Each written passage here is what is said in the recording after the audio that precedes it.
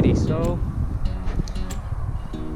winter storm is here. It's snowing a little bit. There's a little bit more of it coming in. And today I've decided that I want to take a 5-mile walk to my dad's house. So we're gonna see how that goes.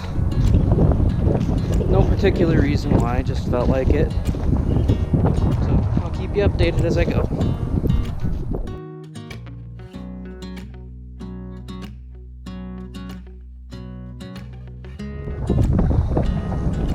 Look at how dark it is over there.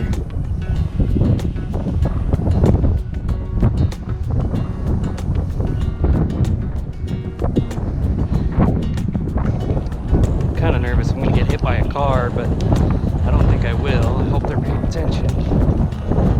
There's a thing on my back that's bright orange, so we'll see. We're going to be seeing a lot of hay and straw stacks on the way. A lot of empty fields. Oh. I'm real out of shape. I've gotten like 1,000 feet and I'm winded. I guess this is kind of the reason I'm doing it. It's for the exercise. Hopefully it works out well and I don't hurt myself.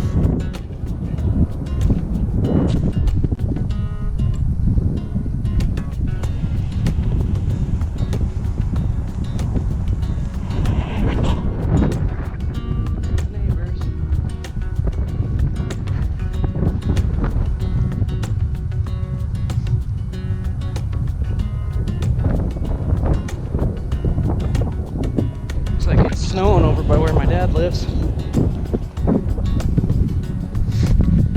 I'm kind of glad I waited until winter to start doing this stuff, because hiking more than anything gets your body really hot, really warm, makes you sweat.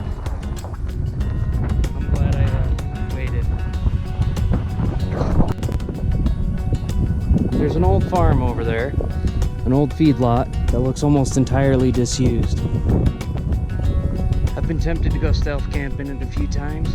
I need to scout it out. Make sure that the neighbors won't get pissed at me for it. Probably would if I didn't ask. So I'll do that because I know them. I'll have to check it out sometime soon. As for the weather, it's already taking a turn for the worst. Look at all that snow out there. See, I could cut across this field and save about 30 minutes instead of having to walk straight that way, all this way. But then that would kind of take the fun out of it. If I was actually trying to get somewhere and not just walking, I would do that. But because I'm just walking for the sake of the exercise and the sake of wasting some time, I don't think I will. Maybe in the future.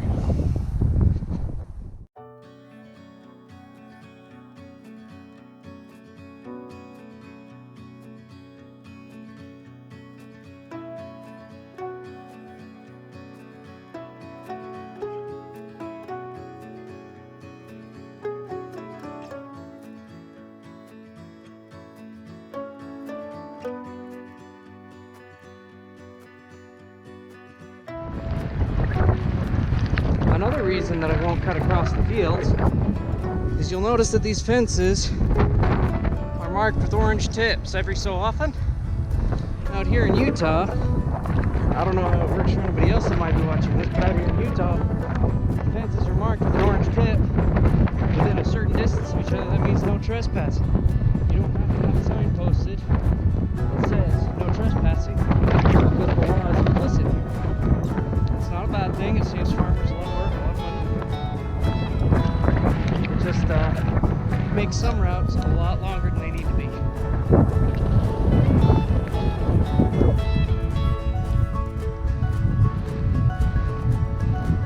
Hi cows. Hi cows. Have a good day. That's a nice Bailey.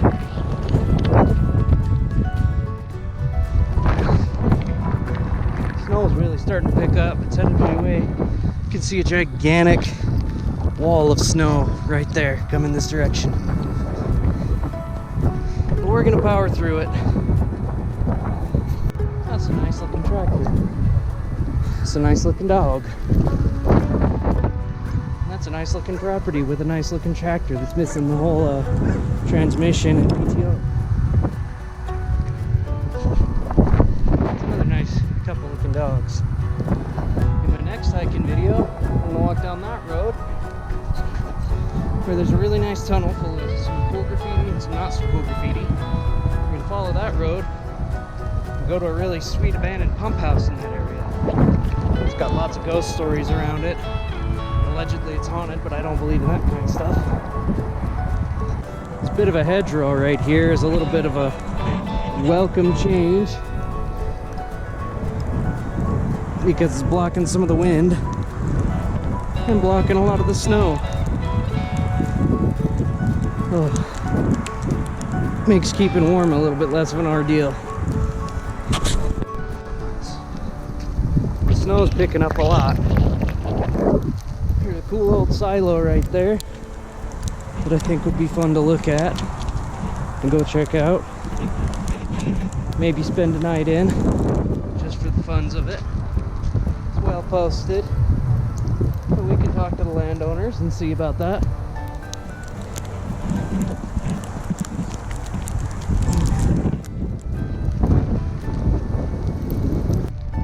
There's some cool old equipment right there.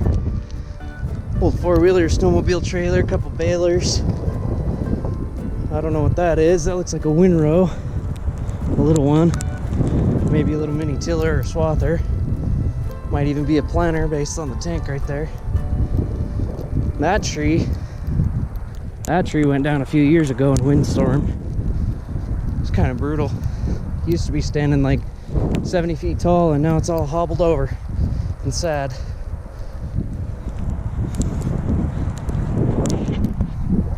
If I were a homeless guy, and I'm not saying I am, or if I was a hobo and I wanted a place to stay, I would probably set up camp between those hay bales, set up a tarp overnight, get out of there before sunrise, so that the landowners didn't point a shotgun at me and interrogate me or make me no more.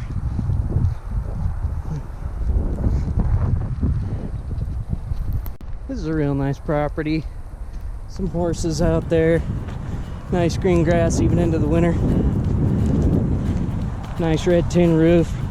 Really nice older couple that lives there. They've always been nice to me whenever I've spoken to them. They're probably nice to me because they think I'm weird. So I go for pack walks in the middle of the countryside between towns with no real objective other than walking. Now setting up between those hay bale stacks, the really closely stacked ones, would be a real good idea in this kind of weather if I was intending to sleep out the storm, because the hay bales will insulate you really well and keep your warmth in, and they'll keep the wind out and they'll absorb a lot of the weather. So if you're intending to navigate on foot somewhere and you wanted to get out of some inclement weather like this, between hay bale stacks is a good place to go, and it's pretty stealthy, especially if you get in after dark and out before sunrise.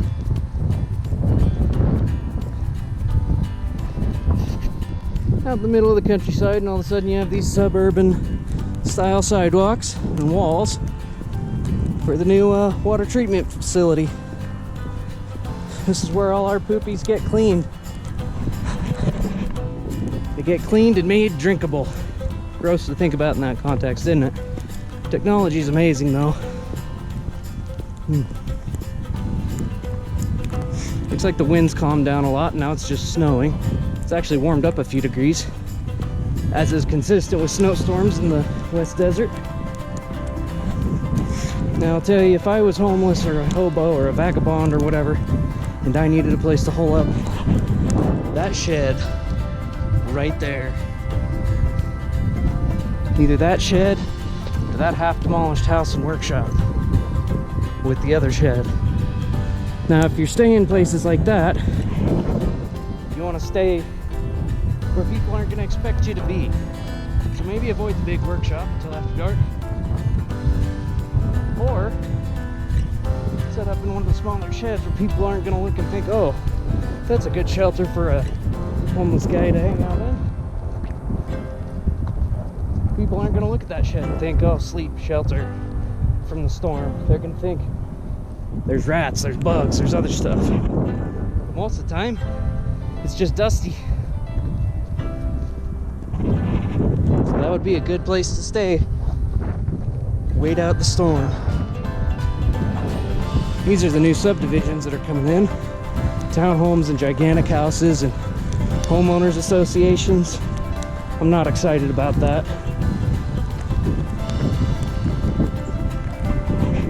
With homeowners associations and suburbs comes Karens and Kyles and Kevins and all those people that get mad at you for doing the things you want to do.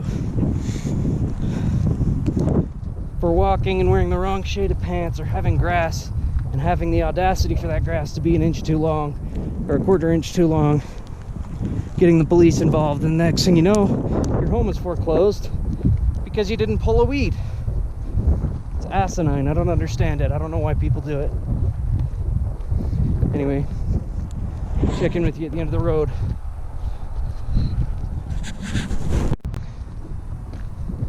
The car that just passed me is an example of what I was talking about. It's like a 2020 Mercedes crossover of some kind. Lady in the passenger seat was real nice, smiled, waved at her. She seemed enthused, kind of laughing at me for walking in this weather.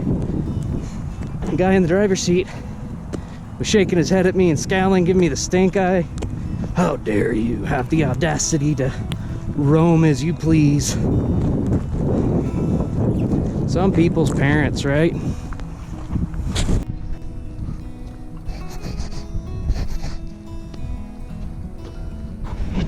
Now you might ask, Mike, how heavy is that pack you got on your back? Well, it doesn't have food, but it does have water. It's about 50 pounds. It's got my hammock system and straps. It's got my shelter tarp. It's got a 20-degree sleeping bag. It's got batteries for the GoPro. My phone is in it with a large lithium charging pack. Batteries for whatever else I might have, like my flashlight. And then it's got the pack itself, some cookware and some dinnerware.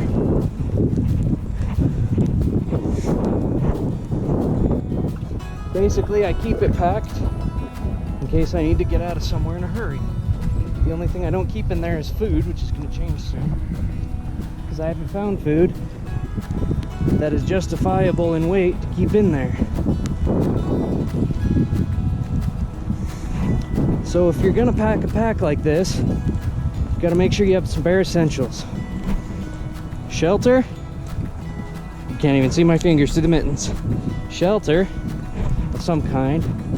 A rest of some kind, like this sleeping pad and or a hammock. I use them both. The sleeping pad is thermally insulating and keeps the cold out. Then the tarp for shelter, and then the sleeping bag for warmth. You got to think about food needs. Cookware, the ability to boil water. Dinnerware, so you're not eating out of the same things you cook out of.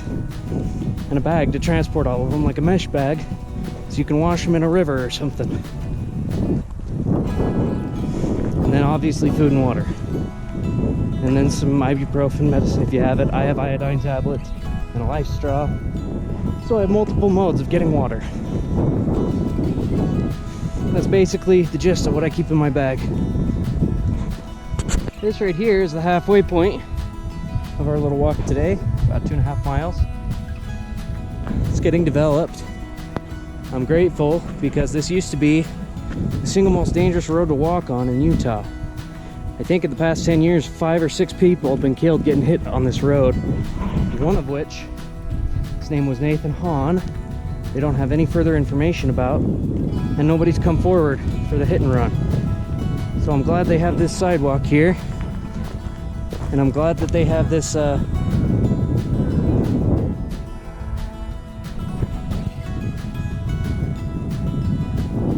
those cows have noticed me and they're screaming. I'm not gonna hurt you, cows. Yeah, I'm glad they have this stream or this ditch here. It's a good water source if you're desperate. I have a life straw and a filter for that kind of thing. But I'm glad they put a sidewalk here, because cars tend to hang out immediately on the shoulder of the road and people get hit.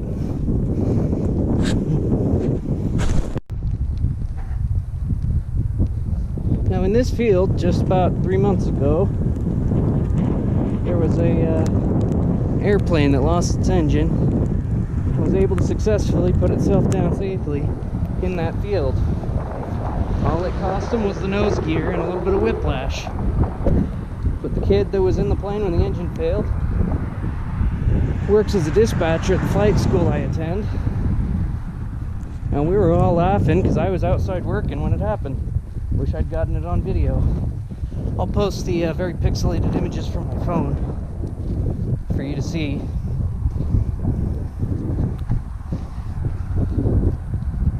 This is turning into a rather nice walk. Granted, that guy in the truck is probably laughing at me. Nice houses. Probably an asinine HOA. Alright, we're getting up to the end of the sidewalk here, where the sidewalk ends. This is where it's actually going to get dangerous. That dude in that car just looked at me like I'm on meth because I'm walking on the side of the road with a GoPro. I mean, he's not wrong. I'm not on drugs, but this is kind of dumb. So I'm going to put the camera down for this stretch of the road so that I can make a valiant effort to try to stay alive.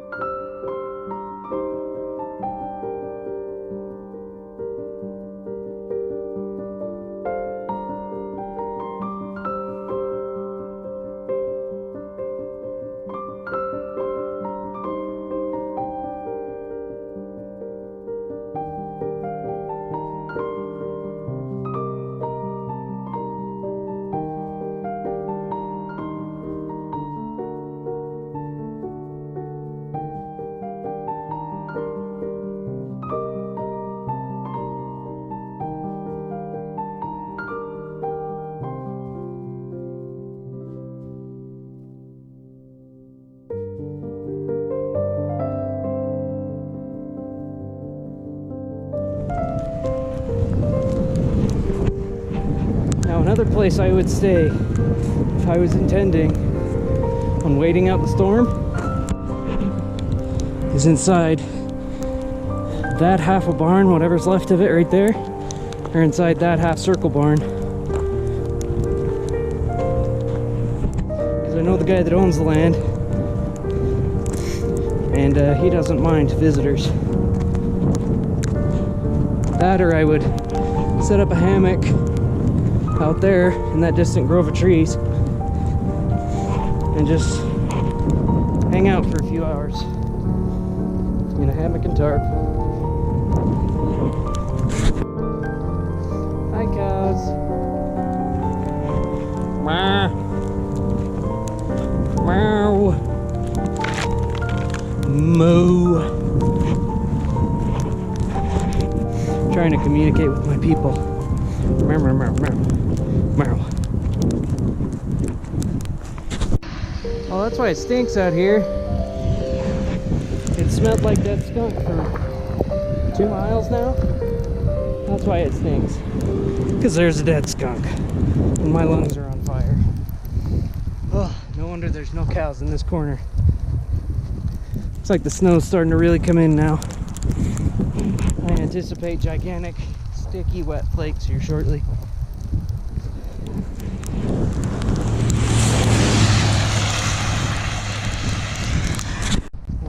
Alrighty, we've made it to the next sidewalk over. And a church and a pavilion and a ball field. Oh. So what I'm gonna do is I'm gonna continue forward on this sidewalk for a while. Then I'm gonna take you over that way. And I'm gonna introduce you to somebody very special. I'll catch up when we get there. Lady looking at me like I'm crazy because I'm vlogging. There's another stack of hay bales over there that'd be really nice to sit up in. Looks nice and cozy and warm. Just put a tarp overhead, put a pad down on the ground. Be nice. Be real comfortable, real cozy. Then again, my standard's not that high. I've done worse.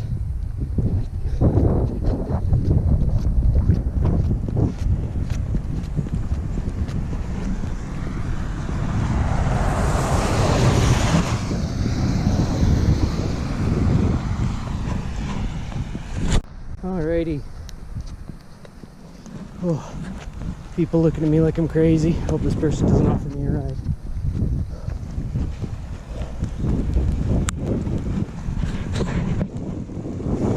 People looking at me like, this guy's just walking around with a camera out and a pack on.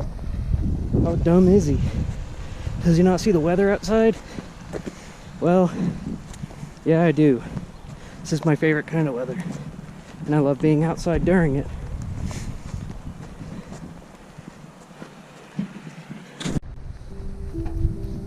Let me introduce you guys to the person who is so important and special to me that I walked 3.5 miles uphill in the cold rain and snow to visit her. This is my mom. At least this is where she's buried. I'm gonna just visit for a little while, shut the camera off.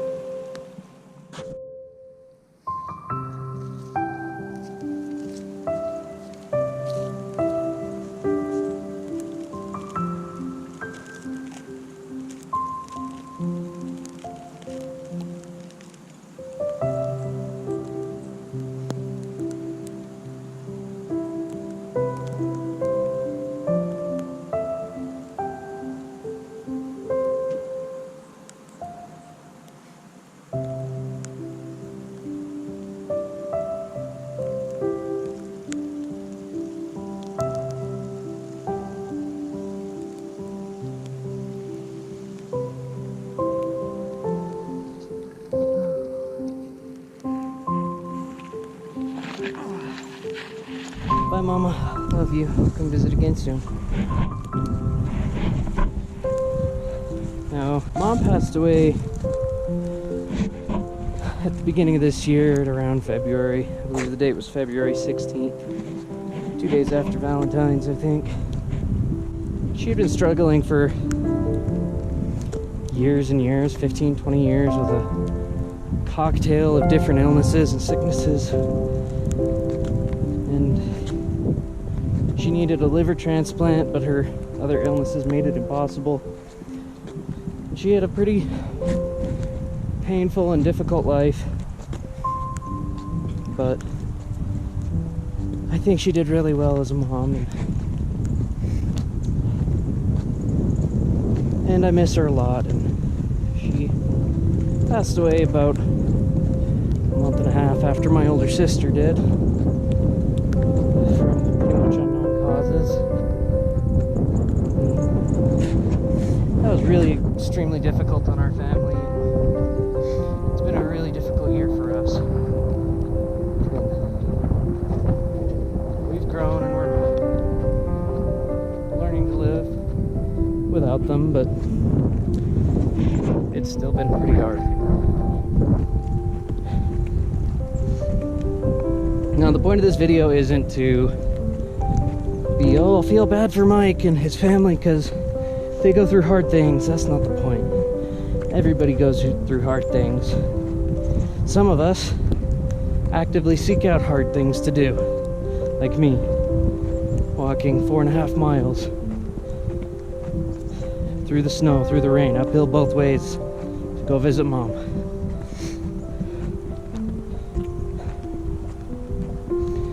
point of this video is just for me to walk and think and ramble and share my thoughts with you guys.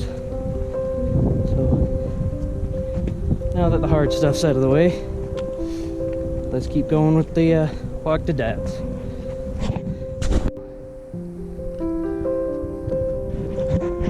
Gotta make sure we look both ways before we cross the street out here, because we got a bunch of high schoolers who have access to Daddy's lifted truck that tend to come screaming through these intersections without a care in the world. So, gotta be careful there. Free apples. I'm not gonna grab one, but I'm gonna come back later and grab a couple for the ducks. Alright, now we've reached the top of this hill here. So now we gotta go that way. But I gotta be on that side of the road.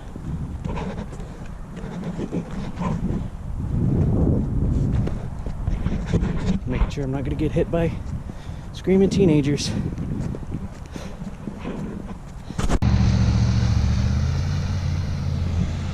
That Durango had a nice sounding exhaust.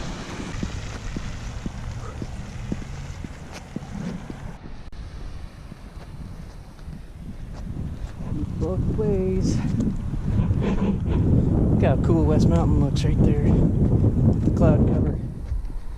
More than halfway done. So my dad doesn't know I'm on my way to his house on foot. He's gonna be making fun of me something fierce when I get there.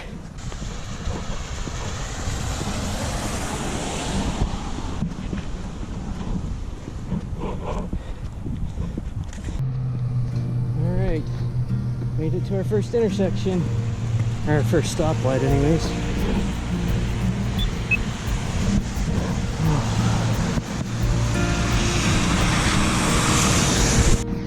I'm sure they're actually going to stop for me.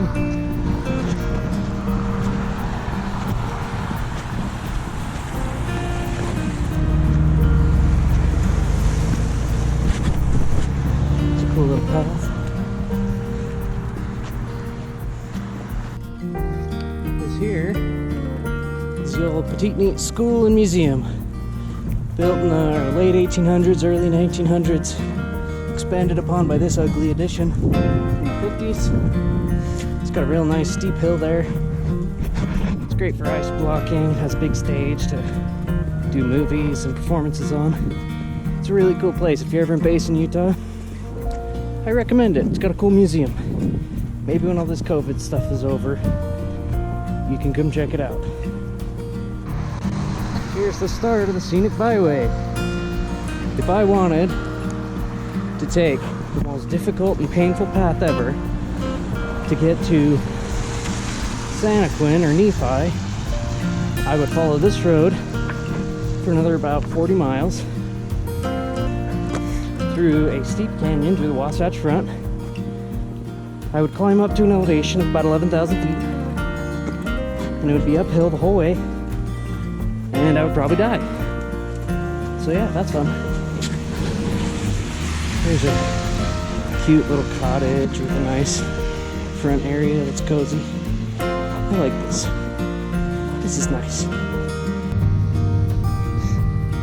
One thing to remember when you're backpacking long distances is to make sure you load heavy stuff up high and close to your back. Light stuff on the back of that. And then to make sure your chest strap and your belly straps all work.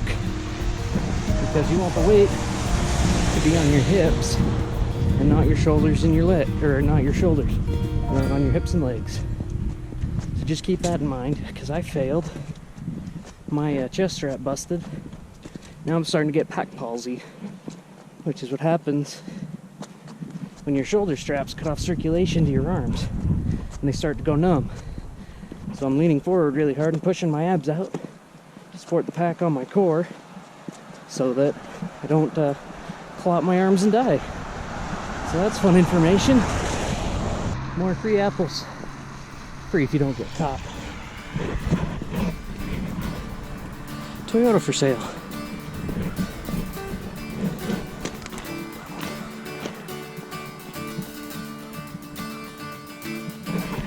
gonna keep that for future reference.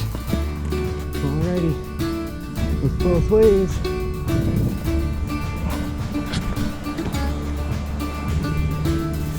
On this episode of Flags That Didn't Age Well, I, for one, welcome our reptilian overlords. This super shallow hill is going to be the death of me. Getting them to the top of it now, but holy crap. This is kind of brutal.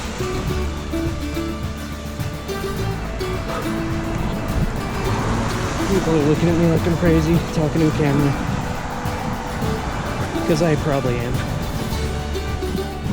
Oh, finally crested the hill. We're just about done. We're 80% of the way there. Lawn raking. Look at how well they've raked this lawn. Well, looks like they knew I was coming. At least they had warning. I'll take more flags that didn't age well for 500, Mari.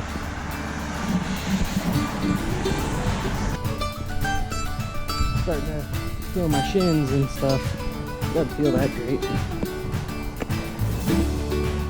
Help me. I think with that much blood, you're beyond saving, dude.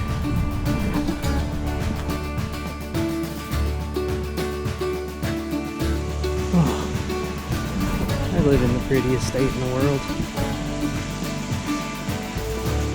I don't think I ever want to move out of here if I can help it.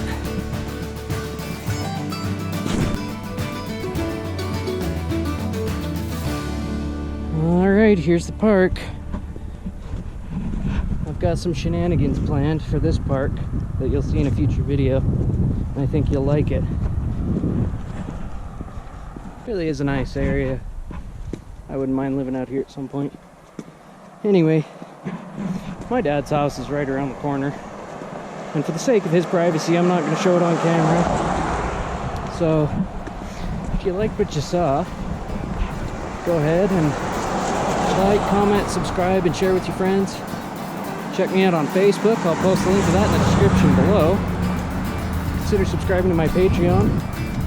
It'll help make videos like this and a lot more content in the future possible. And huge shout out to our current Patreon subscribers, Summer Saxton, and our current duck sponsor, Dakota Nielsen. You guys have been extremely helpful in keeping this channel going and helping keep my duckies fed, so we will see you in the next one. Bye.